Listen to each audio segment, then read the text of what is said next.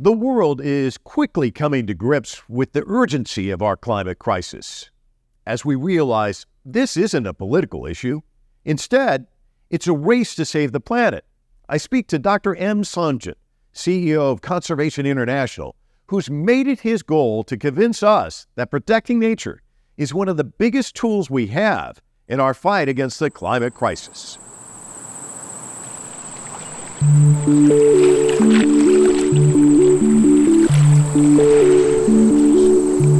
When was the first time you ever came here? I met with Sanjayan at the Conservation International offices in Virginia and strolled with him in one of his favorite local nature spots. Dr. M. Sanjayan is the CEO of Conservation International. Born in Sri Lanka and raised in West Africa, M. Sanjayan brings a unique perspective to conservation. Time named Sanjayan to the inaugural 100 most influential people driving climate action in business in 2023. Because I grew up in Sri Lanka and then in West Africa and Sierra Leone and then spent time in places like Kenya and Sudan and Pakistan, I think it just allowed that love of nature to grow and really expand. We quite literally had chimpanzees or elephants in our backyard at various times in my childhood. But it was never a career. It was never conservation at the time. It was just, I love this stuff, and I would spend my time, out in nature, watching things and, watching David Attenborough documentaries and sort of getting into that. But having a career in that was completely out of reach. My parents would have never encouraged it in that way. I distinctly remember, I think it was my mom saying to me, that's not for people like us, that's for white people. Wow. Not as a way of putting me down as a child, not at all, but I just don't think she could see that path as a legitimate path for someone sort of like me from where I grew up. It's so interesting that you say that in kind of matter-of-factly, and it seems like, oh my God, it's amazing that she said that to you. But it's almost a protective mechanism on her part, that she didn't want to see you get hurt along the way. So it also speaks to your fortitude, doesn't it? I mean, that you are sitting here opposite me, given the fact that your own mom said, well, it's not going to happen. I don't know if my mom said it won't happen because I couldn't articulate what it was. And I don't think anyone could have imagined the explosion of sort of environmentalism and conservation that you see today. Certainly wasn't there 50 years ago, right? Like you just weren't seeing that 40 years ago. So, I don't think it's my fortitude. I'm just stubborn. I am pretty stubborn about what I want.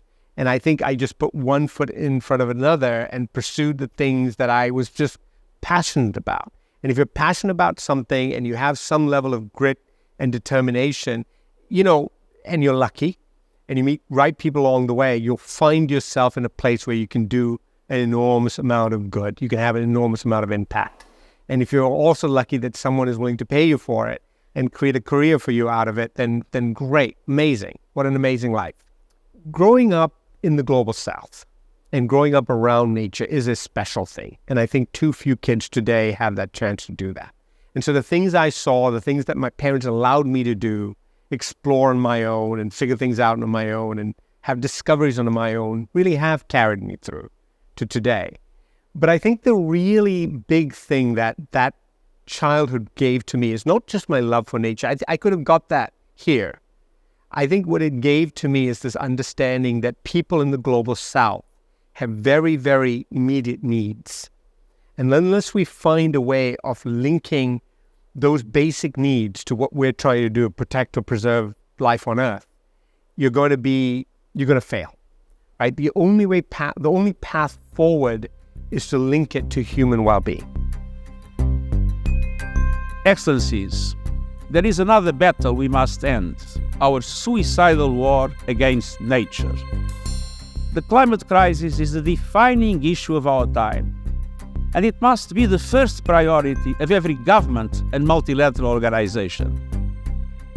When elections come around, they talk about economy, inflation, immigration, and then usually around fifth or sixth, climate change. Yes. In order for it really to push the needle, it needs to move above 5 or 6 and be up there. And when you think about it, not having the planet around is probably the most important thing facing us right now. All the other things should be actually second, third, fourth, and fifth. How do you move it up to where it should be, up in the top tier? Well, that's exactly right? So it always ends up on the list, but it's quite far down on the list. And that's because of that immediacy thing. Like if you're talking about climate change, even just that framing, still gives you this ability to disassociate yourself from it. But if you talk about like the price of food, and you just talk about the price of food, the link to climate is there, or the cost of insurance, right? So rising insurance prices, or the inability to get insurance in some parts of this country, so you can't buy a house. Cannot buy a house because you can't get insurance because the insurance companies are smart enough and they look at the data and they're like, we're not insuring you because the chance of wildfires or sea level rise is too big. That's the way to start changing that narrative. And to be honest, I've seen a big change. Like today, you can open up any newspaper, go on any website from China to the United States, and you will see front page or pretty close to front page articles that are related to nature. So do you feel more encouraged? Yeah, I definitely do. There's a lot of reasons why we can sort of bury our heads in the sand and feel pretty bad about this shape of the planet. But there's some incredibly positive signs as well. The most amazing thing right now is that, I'd say two things. One is that virtually everyone around the world, particularly in the global south, at least intellectually gets this. President Ruto of Kenya was here in the US. I went to a talk he gave, spoke for about an hour. 90% of that was about energy and about the environment, about nature. Extraordinarily eloquent for a leader from the global south to speak about nature in these sorts of terms. If you hear President Lula talk about it, you'll see the same thing. If you see the Indonesian government talk about it, like leaders now can speak about nature and the environment in a very credible way that is almost shocking to me, because they can recite data and facts better than I can sometimes. President Macron can talk about a paper that we published. This is not hypothetical. I've seen him do this in more detail than I could. And that blows me away. And that's a great sign of hope. The other thing that is kind of amazing, look, the world is divided on every count you can think of, right? We're divided by nationality today, by race, by ethnicity, by religion, by economic, where we are in the economic sort of hierarchy. So one can be very depressed about the hyperpolarization of the world. The one area where we still seem to find common ground is on nature. To some extent climate change, but nature, for sure. We had 192 countries last year in Montreal sign up to protecting that 30% of land and oceans by 2030. Now, it's not a binding commitment, but it's a commitment nonetheless. And the fact that we could find agreement amongst all these nations of the world, that really you couldn't think of a single other issue that you could get that kind of agreement, is kind of an amazing thing. The UN Conference on Biodiversity, COP15, chaired by China and hosted by Canada in 2022, resulted in 192 countries agreeing to adopt the Global Biodiversity Framework, pledging to address biodiversity loss, restore ecosystems, and protect indigenous rights. I'm in the news business, so you kind of get depressed. It's always like depressing news. But I spent about a month in China, and to see all the different EVs, from like models that are cheap and expensive to like top end, they're all over the place over there. You do see some countries that are really embracing green strategies and moving forward. Yeah, so, I went to China 20 years ago to do a film for Discovery Channel called Powering Our Future, I believe it was. And we looked at China and the sort of beginnings of, solar batteries and solar and wind. And it's amazing the transformation and how quickly it's happened. I just wouldn't have predicted the speed of adoption. If you talk to Al Gore, he'll say the same thing, right? So he says, the thing that has caught him by surprise is that the adoption of new technologies, right, has outpaced even his optimistic sort of scenario. That's sort of the good news. China is also now doing work on the environment, on nature directly. So one of the things that we work on is one of the largest freshwater lakes in Asia called Poyang Lake. It's the source of water, it's the source of industry, it's superbly important to the country. It still has finless porpoises. It's the largest breeding site for Siberian crane. That's the bigger challenge in China, right? I think the energy transition is happening and will continue to happen. They also need to lean into the nature transition, which is just as important, and frankly, about 30% of the solution to the big emissions problem that we have is from nature. Conservation International is a strong believer and advocate for ensuring that corporations embrace environmental and socially responsible practices, along with conservation, which their businesses depend on. And responsibility, corporate responsibility, we've heard a lot of that in recent years, and there's been corporate initiatives. And it's interesting, I was reading an article where one of the sustainability officers from a major corporation said, there needs to be 3 pillars: focus on climate change, biodiversity, but also the livelihoods of communities. Get communities involved, because if you come in with one size fits all and the community is different, it's not going to work. Can you talk a little bit about that? Yeah, absolutely. So anywhere in the world you go, but particularly in the global south, people will talk to you about jobs, right? Unemployment is a big issue. Rural unemployment is an even bigger issue.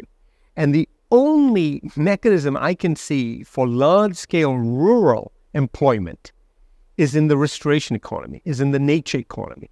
You know, if we come up with a carbon capture machine that can somehow suck in enough carbon dioxide from the atmosphere at a price that we can actually afford, right? Which is theoretically possible, but not there yet.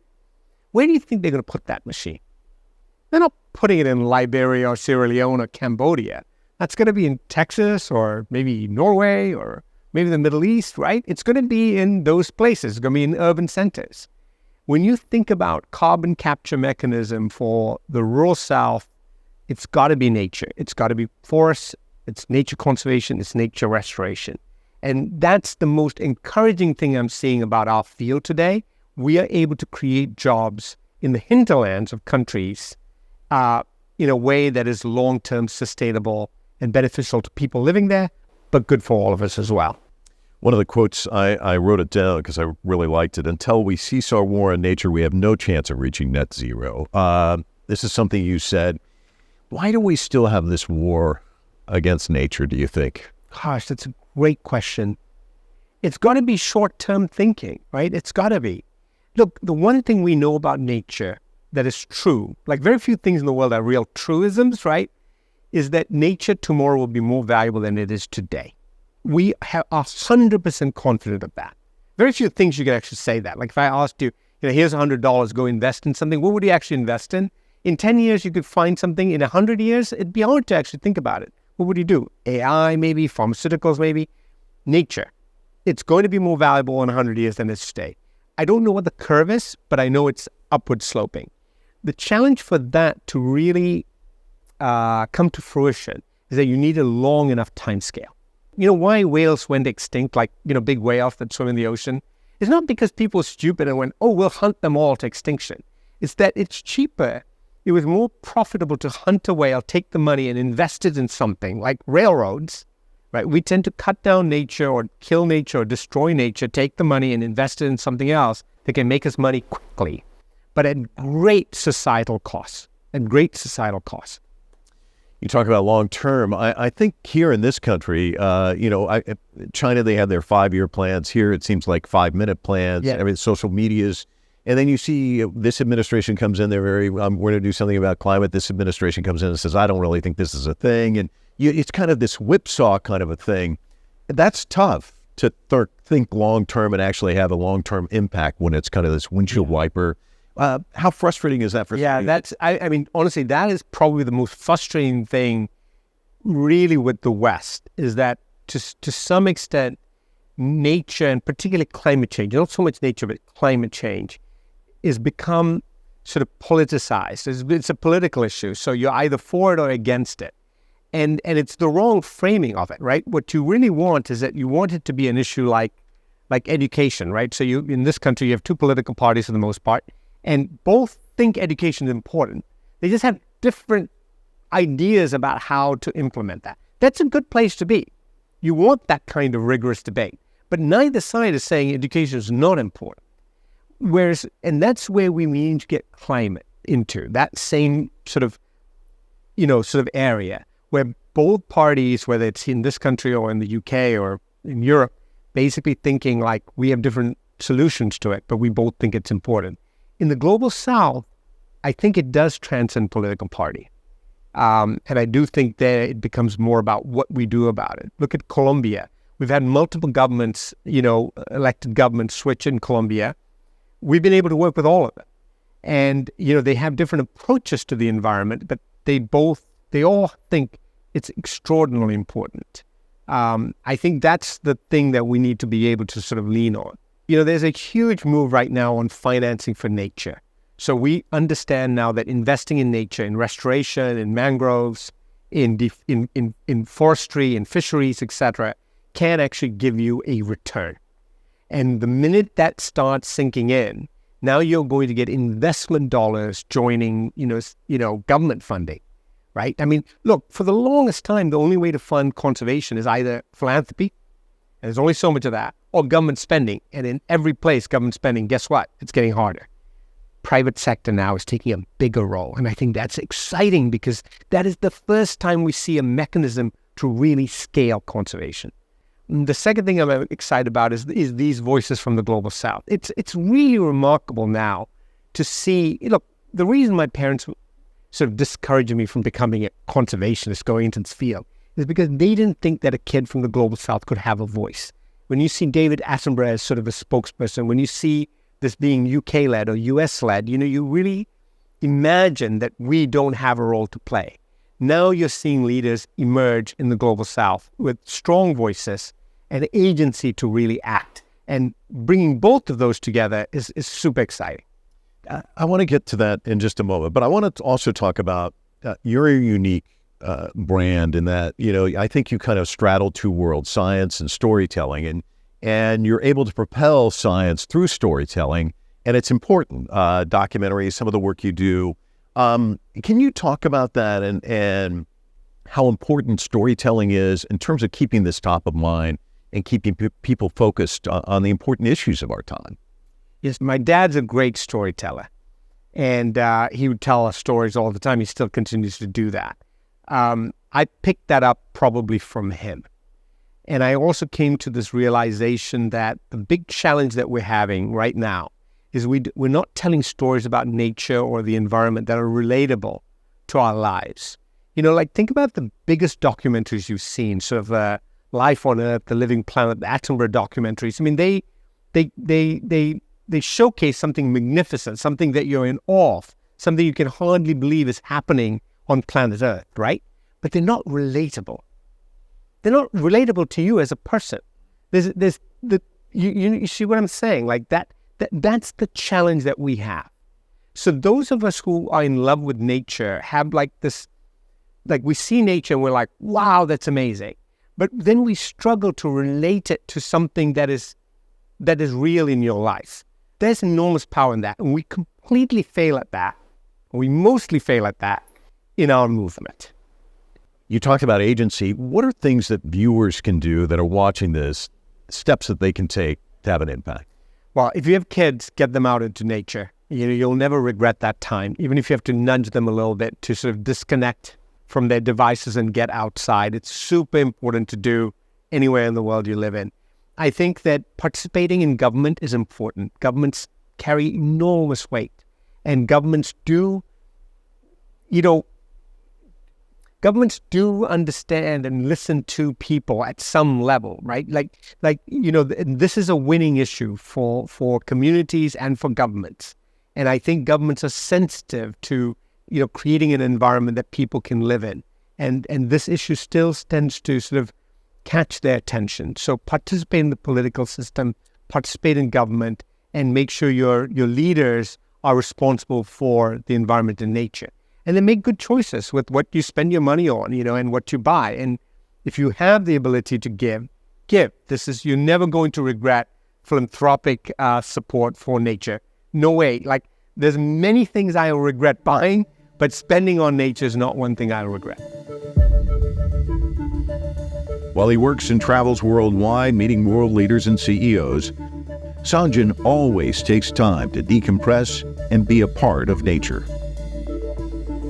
It's so interesting walking out here because I know this really has to recharge the battery, but also tell you about the importance of what you do. You come here often, don't you? Yes, this is one of my favorite places to go. It's super close to DC, but also close to my home. And lots of nature, bald eagles, osprey, otters and beavers. I mean, it's amazing to see nature this close to a big city. Yeah. And I know that you've been on these campaigns that have raised close to almost $3 billion, 2.7 if I'm not mistaken. There's the landscape. It's so huge in terms of tackling climate and biodiversity. How do you figure out where you're going to marshal your forces and the money and how you're going to be laser focused in your work? That's a great question. Prioritization is everything, and triage. So we know that, only 30% of the solution to climate change comes from protecting and restoring nature. Because all this green stuff, it's carbon. It's capturing carbon right now. But only a fraction of the funding, less than 5%, goes into this part of the equation. So any money you put into protecting and restoring nature for climate, you're going to get a big ROI. Frankly, better than a solar panel or a wind farm. It's great ROI. Plus it provides jobs. So that's issue one. Issue two is ocean conservation, right? This river flows to the oceans, maybe 20 miles away. Oceans have been systematically underinvested in. So we know we need to do more on ocean conservation at scale. And then the third is almost the hardest, is how do you produce things on this planet, like coffee, like palm oil, like rice, like tuna, like things we need to eat, and balance it and link it to conservation.